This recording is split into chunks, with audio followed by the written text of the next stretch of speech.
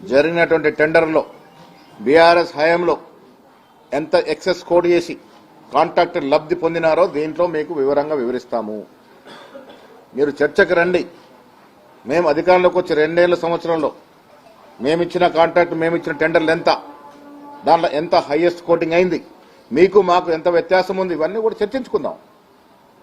మీరు ఊరికే విమర్శ చేసి తప్పుకుంటాం, పారిపోతామంటే నడవదు. రండి, మేము కూడా వస్తాం, వాస్తవాలంతా మాట్లాడుకుందాం. ఊరికే బురదల్లే ప్రయత్నం చేయకూడదు.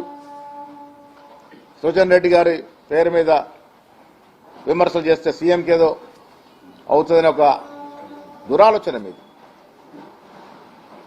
కాంగ్రెస్ పార్టీ అధికారంలోకి వచ్చిన తర్వాత చాలా డిపార్ట్మెంట్స్ లో పారదర్శకత తీసుకొచ్చినటువంటి ఘనత ఈ రాష్ట్ర ముఖ్యమంత్రి గారు. ఎక్కడ కూడా పొరపచలు లేకుండా ప్రభుత్వ ఆదాయానికి మీరు ఏ రకంగా గండి కొట్టారు, ఏ రకంగా నష్టం చేశారు, ప్రభుత్వ ఆస్తులు ఏ రకంగా విధ్వంసం చేశారు, ఆర్థికంగా ఏ రకంగా విధ్వంసమైంది రాష్ట్రం, తెలంగాణ ప్రజలకు తెలియంది కాదు.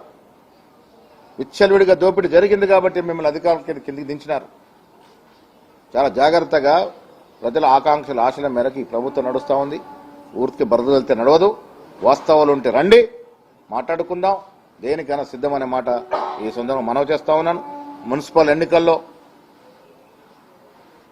కాంగ్రెస్ పార్టీ నిజామాబాద్ లో జెండా ఎగరవేస్తుంది. ఇది రాసి పెట్టుకోండి. వాళ్ళు కారణం మేమిస్తున్న సంక్షేమం, మేమిస్తున్నటువంటి అభివృద్ధి. నేను మొదట కూడా చెప్పాను, ఊరికే దేవుళ్ళ పేర్లు చెప్తే ప్రజలు నమ్మి ఓటేస్తే అభివృద్ధి అంటగాకుతుంది, అభివృద్ధి ఆగిపోతుంది అనే మాట నిజామాబాద్ ప్రజలు గ్రహించుకోవాలి.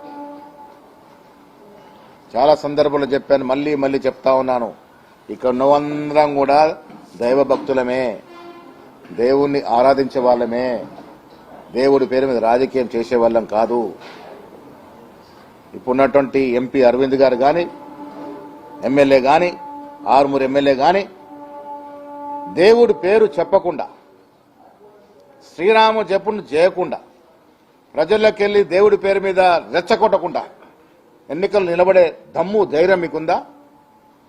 10,000 ఓట్లు రావు మీకు సుమా.